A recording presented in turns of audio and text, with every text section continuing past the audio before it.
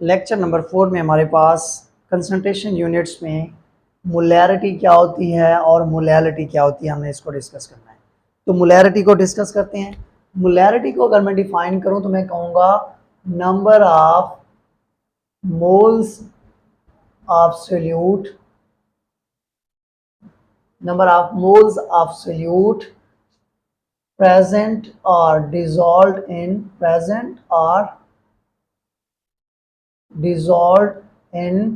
one decimeter cube of solution या decimeter cube of solution.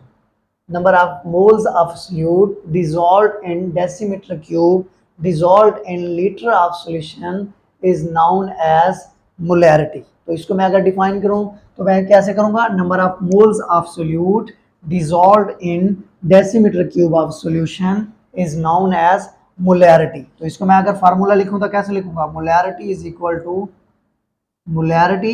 equal to number of moles of solute divided by volume of solution in decimeter cube. In decimetre cube, ये हमारे पास क्या कहलाएगा, ये हमारे पास कहलाएगा molarity. अब इसमें से न्यूमेरिकल आ जाते हैं कि हमने जी प्रिपेयर करना है 20 ग्राम है NaOH, 20 ग्राम NaOH है इन 800 ml ऑफ सॉल्वेंट या सॉल्यूशन।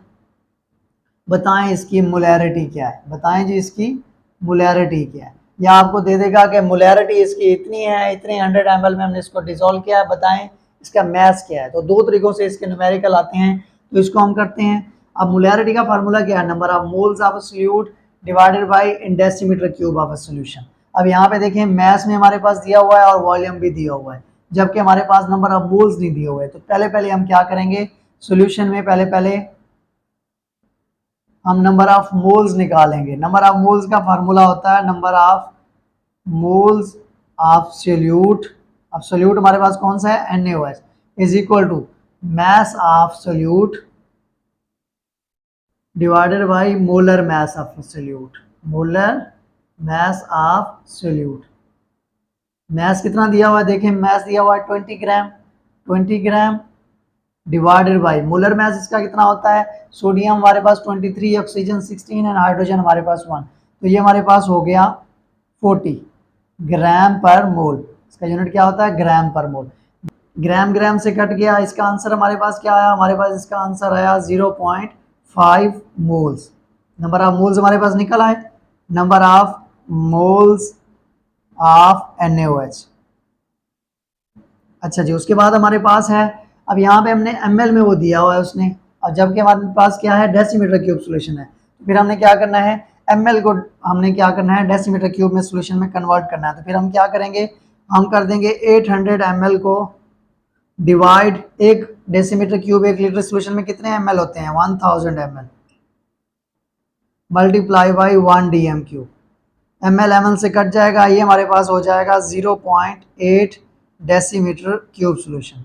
हमारे पास डेसीमीटर क्यूब सोल्यूशन में भी आ गया और हमारे पास नंबर ऑफ मोल्स भी निकल आए। तो हमने इसमें क्या कर देना है, इसमें पुट कर दें, नंबर ऑफ मोल्स इसमें पुट कर दें। नंबर ऑफ मोल्स कितने हमारे पास निकले हैं, 0.5, और हमने इसको डिवाइड करना है 0.8 में, 0.8, क्योंकि हमारे पास डेसीमीटर क्यूब सोल्यूशन में ये निकला था। तो जो भी हमारे पास आंसर आएगा वो हमारे पास क्या होगा, ये हमारे पास मोलैरिटी निकल आएगी। सपोज आप कोई भी निकाल लें, हमारे पास आ गई 0.1, सपोज कर रहा हूँ, तो ये हमारे पास क्या हो जाएगी, ये हो जाएगी मोलैरिटी। ये क्या हो जाएगी, मोलैरिटी। तो इस तरीके से आपने ये क्या कर लेना है, मोलैरिटी को फाइंड आउट कर लेना है। अब बाज़ क्या होता है, वो मोलैरिटी आपको दे देगा और ml सोल्यूशन भी दे देगा और कहेगा आपने इसको ग्राम्स में कन्वर्ट करना है, या बताएंगे कितने ग्राम्स हमने यूज़ करना है।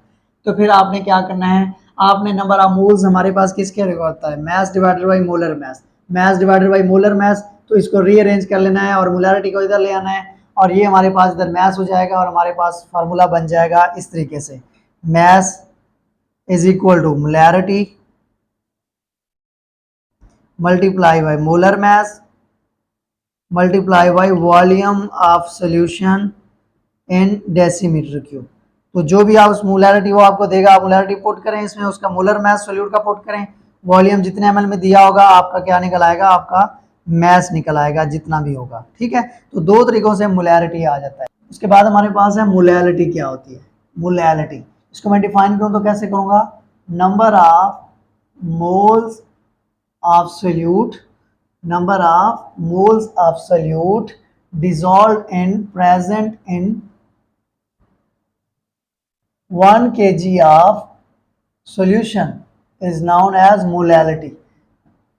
सोल्यूट के वो नंबर ऑफ मोल जो कि 1 kg सोल्यूशन में मौजूद हैं उसको हम क्या कहेंगे? Molality.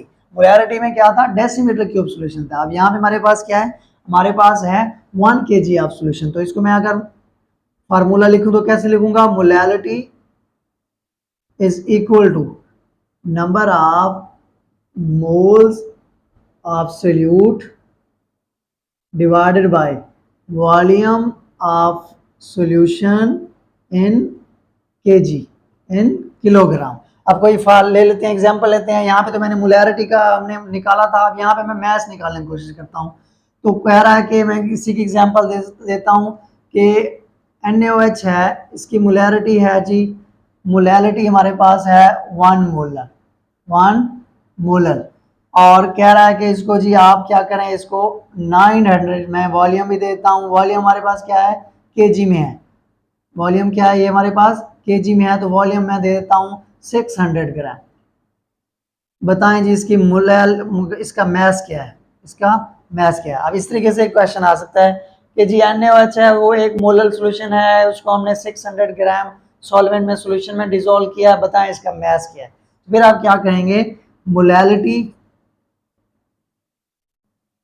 Is equal to number of moles of solute, किसके इक्वल होता है? Mass of solute divided by molar mass of solute divided by volume of solution in KG. अब इसको इधर लेके आए, नीचे लेके आए, तो फिर ये क्या हो जाएगा हमारे पास? ये इसको इधर ले आए और इसको इधर ले जाएं, तो फिर ये रीअरेंज करने के बाद हो जाएगा mass of solute is equal to molality, मैंने रीअरेंज डायरेक्ट कर दिया, molality multiply by molar mass NaOH solution का, molar mass of NaOH multiply by volume of solution in KG. अब यहाँ पे तो हमारे पास ग्राम्स में है, जबकि ये केजी में है, तो इसको कन्वर्ट कर दें। 1 kg में कितने ग्राम होते हैं? 1000 ग्राम।